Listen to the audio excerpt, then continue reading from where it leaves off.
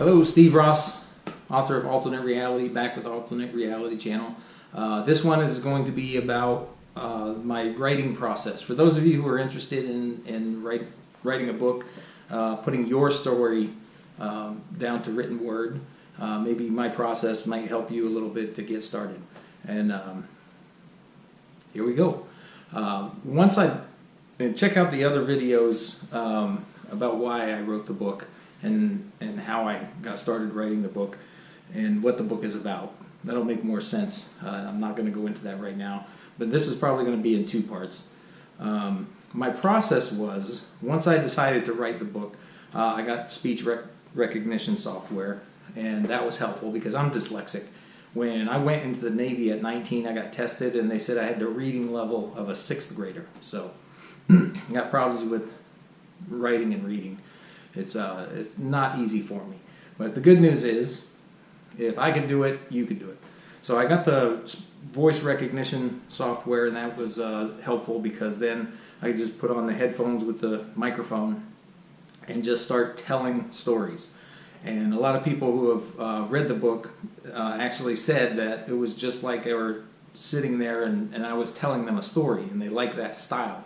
And but that's kind of where the style came from, was, you know, for many, many years me telling these stories, and then when I started to write the book, I just did the same thing. I just got the microphone and started telling the stories, and it typed it out.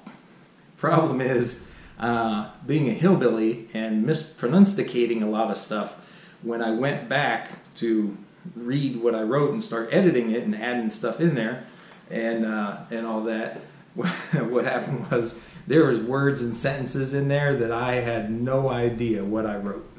And so one of the things I had to do was I had to adjust it where I would talk for a couple minutes and then I would go in and edit it, because then I knew kind of what I said. So that seemed to work better for me. If you have good grammar and language, you may not have to do that. But for me, that was the process that I used to get started. Now, I started with just all the stories that for 30 years I'd been telling, all my little funny stories. I started with just telling those stories. And one of the things that I did was I wrote down the titles of all my stories, and then each day when I would work on it, I would just read through, and if one caught my attention, I would go, okay, I'm going to do that one. So what I'm trying to get to with that is I never forced myself to write stuff. I always wrote what I felt led and passionate about that day. And I think that's probably the best tip that I have is you don't have to force yourself to do it. Just talk and just write down what you feel passionate about that day. And then you can organize it all later.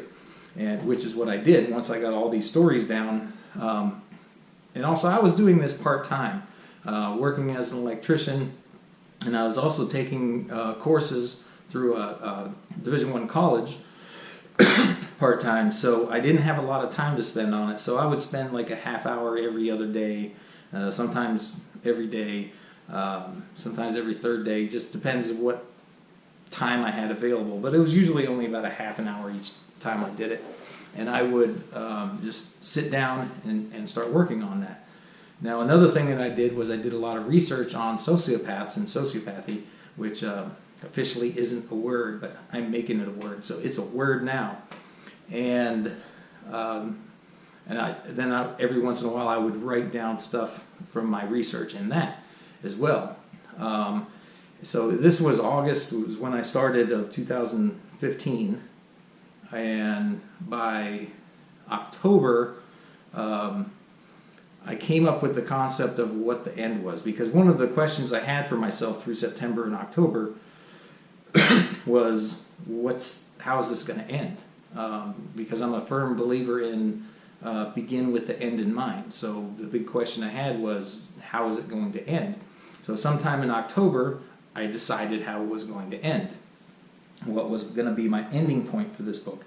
And so I wrote the end, or part of it, the basics of it, and then I started to organize what stories went where and how I want the story to flow, and of course there's some things that had to be moved around because timelines are good and sequential stories are good, but in order to make it flow, I kind of had to move some things around. Like something that happened in 1984, I may have had to make it happen in 1987 in the book. And that was just to make the story flow better. I did that on some things, but for the most part, everything in there is real. It's just some of it's out of order. Not very much, just a little. So I started to put all of that together and organize. And sometimes if I didn't feel like typing or telling part of the story, I would just work on moving stuff around. And once I got it to a certain point, I had asked a couple friends to help me because the publisher that I used, and if you self-publish, they all have editing services available. The problem was the editing services cost money, and it's like so many, say 10 cents per word. I'm not sure. They all have different prices, but at 10 cents a word, a 106,000 word book, that's $10,600. I don't have. So it was too expensive for me, so I had 4 friends help out, and I gave them a copy, and each day they had a chance to read. They would send me ideas, criticisms, grammatical or spelling errors and stuff like that, and so that process took about 6 months in the meantime I was still adding things to make it better and taking all of their input and making adjustments and stuff. And so by time I got all of that ready and organized and got a hold of the publishing company and did a contract with them, I still had to edit myself. And that process took about a year, almost a year, of just reading it and making changes, making changes over and over and over again. And I finally got to a point where I was finding very few errors in it, but every time I would do it, I would change something. And I finally said to myself, wait a minute, I have the goal, I want the book to do this and this and this and this, and I've met that goal. The book right now does these things, and if I keep reading it every single month that I read it, I'm going to still find stuff I'm going to adjust, and it's never going to end. So I got to the point where I just said, close enough, and got it published, and I'll do a totally different one about the different ways to publish and publishing process and stuff like that. But I still, when I read it, find misspelled words here and there. I use the wrong tense. I use past tense when I should have used present tense. Grammatical errors like comma when I should have used a period. Stuff like that. One place where I used the wrong girl's name in a story.